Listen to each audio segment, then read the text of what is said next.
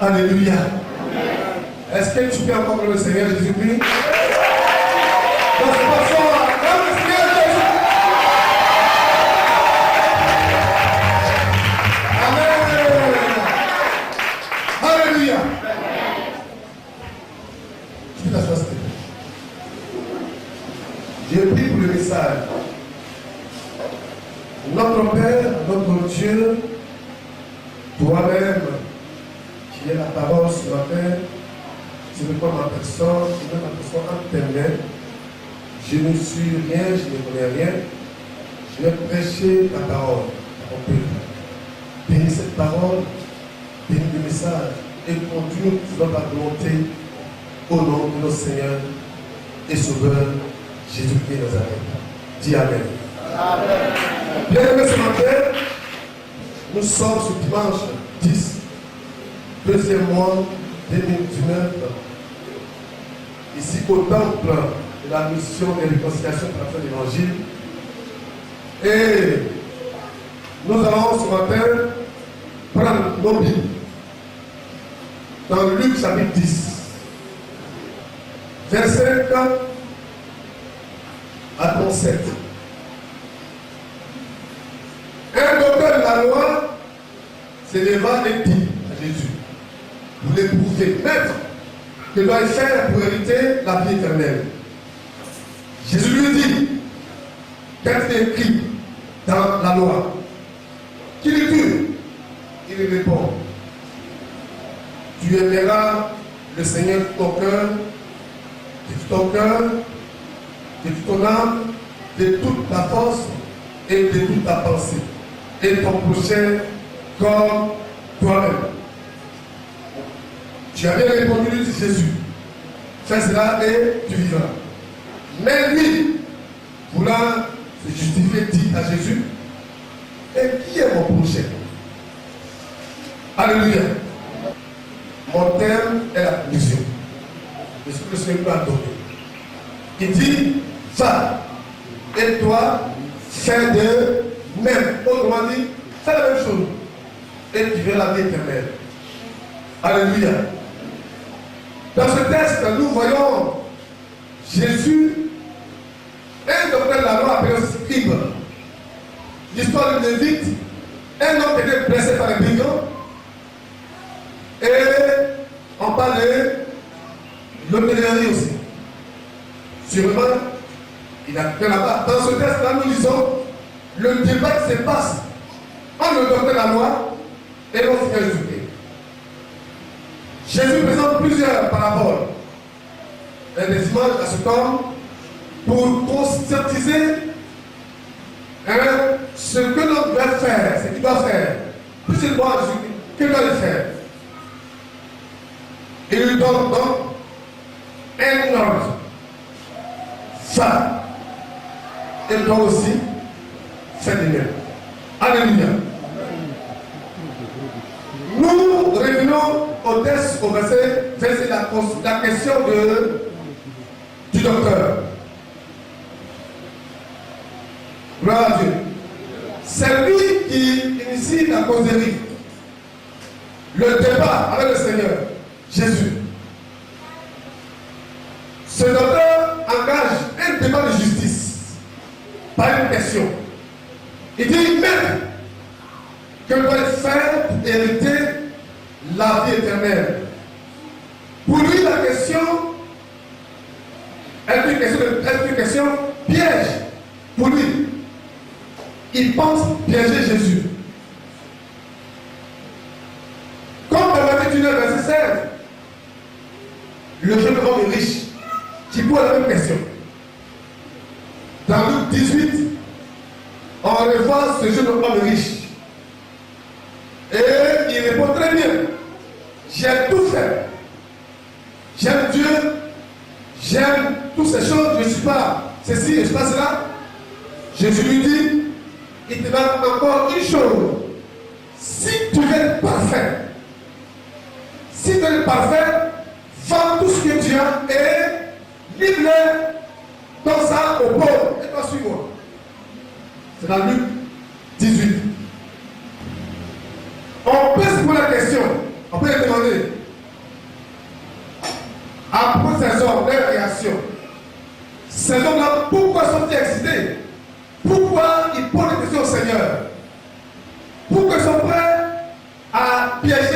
selon eux, Jésus.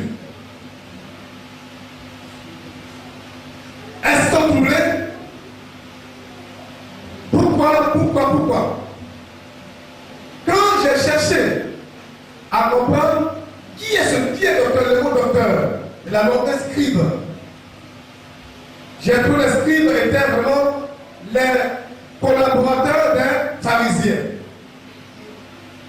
Et donc, ils assistaient les pharisiens dans l'observation stricte de la loi de Moïse. Ce sont eux qui interprétaient cette écriture, la Bible. Sinon, les prophètes, il y a plus aujourd'hui, mais les prophètes et les lois. Alors, ces hommes étaient attachés aux pharisiens. Est-ce qu'il y a un docteur, quelqu'un qui est versé dans les Écritures, qui connaît les lois et les prophètes? Donc, Jésus ne les arrange pas.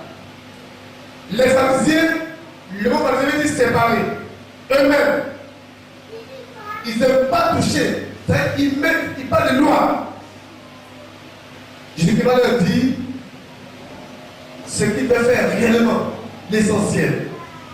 Même dans Matthieu, on va dire, Matthieu 23.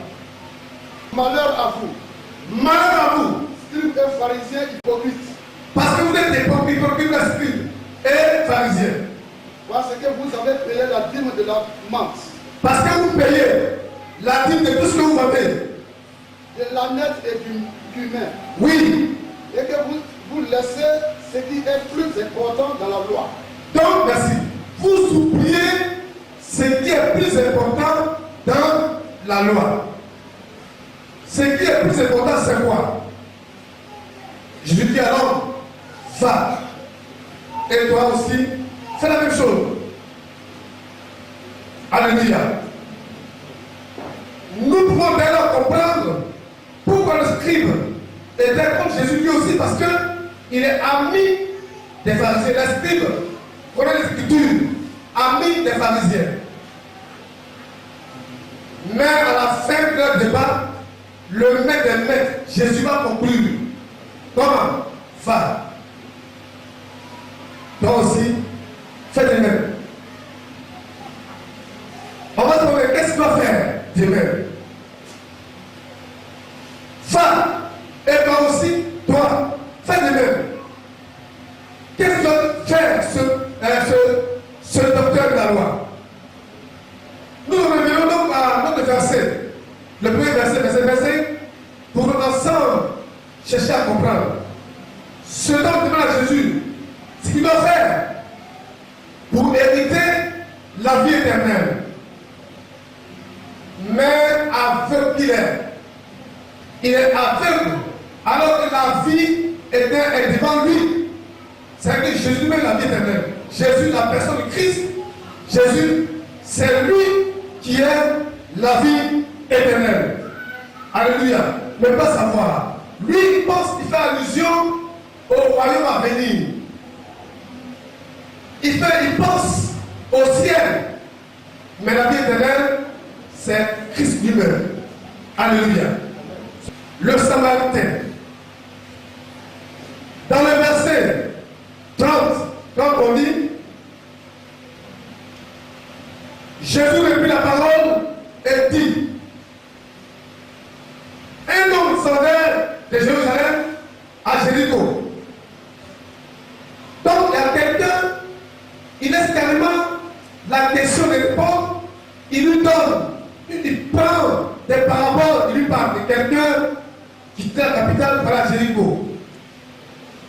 On va le lire ce verset. 30, 31, 10, 30. Jésus reprit la parole et dit, un homme descendait de Jérusalem à Jéricho. Oui. Il tomba au milieu des brigands, qui le dépouillèrent, le chargèrent de coups et s'en allèrent, le laissant à demi-mort.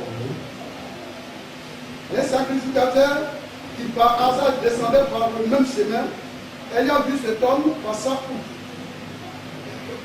Un lévite qui arriva aussi dans ces lieux, l'ayant vu passer outre. passa outre. Mais un Samaritain qui voyageait était venu là, fut ému de compassion lorsqu'il le vit. Donc ce Samaritain, ému de compassion, ému de ses entrailles, il a eu très pitié. Qu'est-ce qu'il va faire? Le Samaritain a fait quoi? Il a eu pitié de ses entrailles. Il a tressailli en lui-même. Il a eu tellement pitié, ému de compassion. Qu'est-ce qu'il a fait? Il s'approcha. Il s'est approché, mais avant lui, merci. Avant lui, le sacrificateur. Qui est sacrificateur? C'est les grands prêtres. Ceux qui connaissent les Écritures, mais qui oublient l'essentiel, qui oublient la miséricorde, ils oublient la charité. Il est passé un aurait mourir, mais il pense à sa vie. Il pense à lui-même. On peut poser la question, on n'a dit pas d'argent? Si. Puisqu'à Dieu ne devrait être pour eux. Donc il faut être l'argent. Son collaborateur proche, qui est un des lui aussi passe. Il va demander souffrir, il va pas mettre le dépasse, lui aussi. Il le dépasse. Jésus va lui dire, ce Samaritain. Mais un Samaritain, d'abord, qui est Samaritain? La Samarie, c'est où? La Samarie est au milieu entre la Judée et la Galilée, au milieu. Là où c'est tous les Romains qui maltraitaient les Juifs. Donc un Juif ne peut pas aimer Samaritain. Ils sont négligés, ils sont méprisés, ils ne sont pas aimés par un Juif. Mais c'est le Samaritain qu'on méprise, qu'on n'aime pas. C'est lui qui va faire quoi? Allons-y. Qui voyageait, étant venu là, il est passé là, la même fois aussi, lui, le Samaritain. Fut ému de compassion lorsqu'il le vit. Il tressaillit, il est ému de ses entrailles. Il a été pitié de l'homme qui a fait souffrir. Il s'approcha. Il a fait quoi? Il s'est approché de l'homme. Contrairement au sacrificateur et au Lévi. Lui s'est déplacé, il allait vers l'homme qui allait souffrir. Et pendant ses plaies, il va faire les premiers soins. Avant même qu'il ne vienne, lui, il prend soin de le soigner. En y versant de l'huile et du vin, il a mis le médicament. On lui l'huile et du vin. Puis il le mit sur sa propre monture. Si c'était aujourd'hui, on dirait il a mis sa propre voiture. Donc, il a mis le monsieur qui souffrait, qui est en demi-mort, sur son animal pour le conduire où? Le conduisit à une hôtellerie et prit soin de lui. Il avait déposé dans un lieu sécurisé. D'abord le sécuriser, le protéger. Et dit quoi? Et il prend soin de lui. Et il a pris soin de lui. Merci. Il prend encore soin de cet homme. Le lendemain, il tira deux deniers d'argent, oui. Les donna à l'autre. Et il a donné et dit à l'autre et il a dit. Aie soin de lui. Non seulement il a pris de l'argent pour donner, pour le soin, mais il prend d'abord des engagements, aie soin de lui. Et ce que tu dépenseras de plus, même si tu as des dépenses supplémentaires, ne le cache pas, il faut me le dire. Je te le rendrai à mon retour. Je vais te rembourser. Alléluia, quel amour!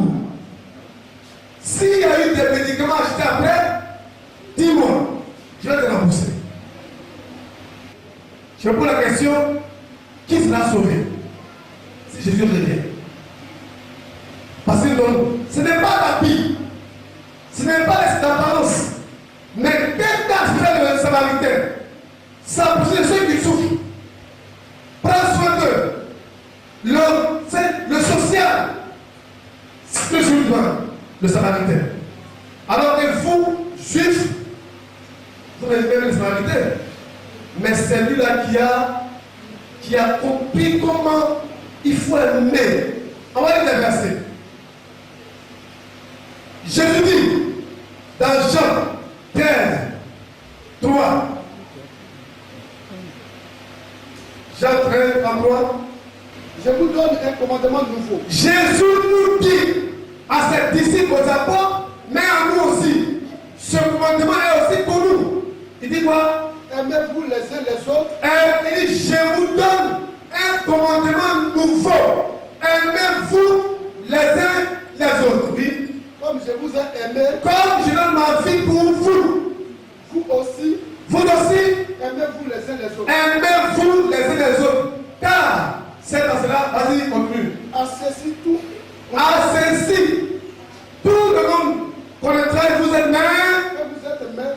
mes disciples. Alléluia.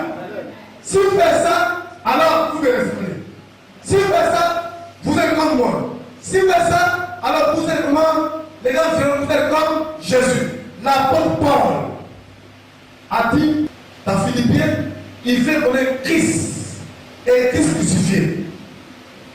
Je vais comme Christ. Le disciple fait comme son nom Dieu. Un disciple fait son nom maître. Mais ce docteur de la loi et ses Lévi n'ont pas compris cette leçon. Ils sont comme ça. Pour eux, c'est tenu, c'est l'apparence, c'est eux. Moi d'abord, Jésus va lui dire, aime ton prochain, et lui dit, qui est mon prochain? Il lui présente un tableau. Après le tableau, la réponse est claire. C'est lui-là, c'est le Samaritain. Il parle de l'homme Samaritain parce qu'il n'aime pas le Samaritain. Dit Samaritain, pour lui, il a péché. Donc il parle Samaritain. Il dit c'est lui qui a fait, qui allait faire je crois que c'est lui. Alléluia. Tout le monde, ce que nous demandons. Aimons nous les autres, quand tu vois ton frère, quand tu manges bien, quand tu vis bien, quand tu es bien, qu'est-ce qu'on fait pour le pauvre? Qu'est-ce qu'on fait pour ceux qui souffrent? Jésus dit, nous dit à toi, à moi, à nous tous, de faire comme ce Samaritain. Un autre verset, on va lire le verset. Matthieu 28, le grand commandement, la commission. Matthieu 28, 19 à 20. Allez, faites de toutes les nations des disciples. Il n'y a pas de distinction, allez partout. Toutes les nations des disciples. Les baptisant au nom du Père, du Fils et du Saint-Esprit. Oui. Et enseignez-leur. Enseignez. S'ils sont baptisés, pour enseigner ce que je vous ai prescrit. Ce que je vous ai enseigné, vous aussi enseignez. Le Samaritain est né, ce pauvre qui allait mourir. C'est le Samaritain, il serait fini pour lui. Alléluia. Il serait fini pour lui. Un autre verset, avant de finir. Jean 15, 12 à 14. Jean 15, 12 à 14. Jean 15 à 14. C'est ici mon commandement. C'est ici le commandement Seigneur. Aimez-vous les uns les autres comme aimons-nous les uns les autres comme je vous ai aimé. Je vous ai aimé. Il n'y a pas de plus grand amour. Il n'y a pas de plus grand amour donner sa vie pour ses amis. Que donner sa vie pour ses amis comme ce Samaritain. Il sait qu'il a couché les blessés. Et la foi selon notre histoire, selon nos recherches, cette voie de Jéricho à Jérusalem était une voie dangereuse. Était vraiment dangereuse. Une voie dangereuse. Donc, le sacrificateur savait, avec son titre, avec ses titres de chef, de grand chef, de patron, de grand prêtre, un petit peu sur lui l'argent, il a eu peur. Il s'est protégé. Son aide, qui connaît les Lévites, et aussi, lui aussi, passe outre, il passe loin. Mais le Samaritain s'approche, il pense, il soigne, il le prend, il accompagne, il le suit et il donne l'argent pour le soigner. Et il demande encore, il s'attaque encore. Si je deviens des têtes, dites-moi, je vais vous rembourser de l'argent. Alléluia! Quel amour! Ici, la vérité cachée dans ce texte, la vérité que l'on a révélée, le Samaritain est le Seigneur Jésus lui-même. Il se place comme le Samaritain. Il veut se montrer que lui qu'on n'aime pas, c'est lui qui veut sauver l'humanité entière. Je dis qu'on rejette, qu'on n'aime pas, c'est lui qui agit, de nous sauver par la croix. C'est lui Jésus-Christ qui, le Samaritain s'y présente. Il se montre, lui Jésus-Christ se présente comme Samaritain. C'est lui Jésus-Christ. Il montre son caractère d'amour, prêt à mourir pour les autres, prêt à se donner pour les autres. Il n'a pas eu peur. Alléluia. Alléluia. C'est ça, l'évangile propre et pur. Allez partout. Libérez les gens. Guérissez. Chassez les démons. Gloire à Dieu. Gloire à Dieu. Gloire à Dieu. On a lancé un titre aujourd'hui. Évangile de prospérité. Des titres, des programmes, juste parce qu'on a une vision. On veut aller quelque part. Je ne dis pas qu'on peut être riche. On peut être riche, très riche même pour les chrétiens. On peut être très riche. Mais est-ce que nous sommes prêts? La question se pose. Est-ce qu'ils sont prêts à aider les gens qui souffrent? Si on ne le fait pas, frère, Jésus a dit, faites comme ce Samaritain pour aller au ciel. Alléluia. Si nous sommes pasteurs chrétiens, écoutez-moi. Moi d'abord, toi et les autres. Si nous n'avons pas compris cela, nous ne faisons que pour rien. Jésus a dit, fais comme lui et tu verras la vie éternelle. La vie éternelle, c'est le ciel lui-même. Alléluia, c'est pas après, c'est maintenant et c'est à venir. Si tu as Jésus, tu as la vie éternelle. Donc, tu es le roi de Dieu. Ce matin, nous voulons, avant de partir, vous dire, comme le Seigneur, de pratiquer la miséricorde, de pratiquer la charité, de nous aimer les uns les autres. C'est en cela qu'on dira que nous sommes vraiment les véritables disciples de Jésus de Nazareth. Que nous obéissons.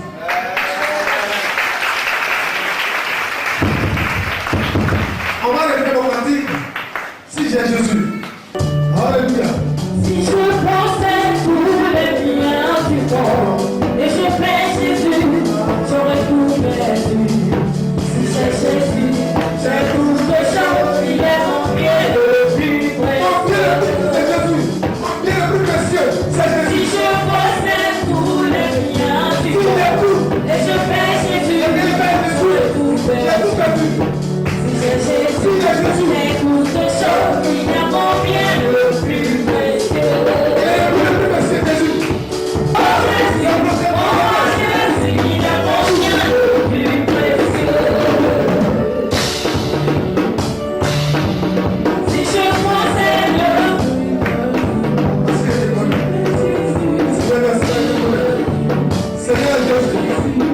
Parce que toi, tu connais. Seigneur, gloire à ton nom. Gloire à toi. Honneur à toi.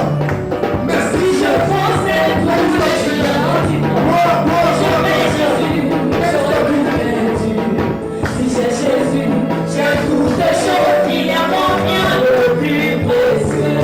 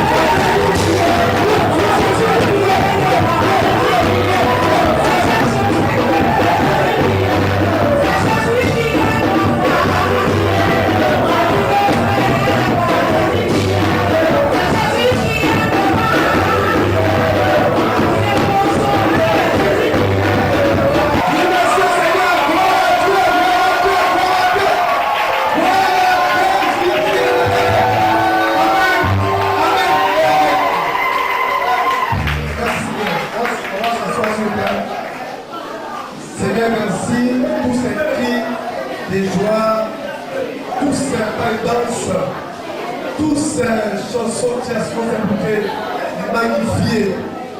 La Bible nous dit, toi seul est véritable Dieu. Béni soit le Seigneur pour ce message. Merci infiniment, éclaire ta parole afin de ne pas rater l'essentiel le plus important qui est d'aimer son prochain comme soi-même. Merci Seigneur. Amen.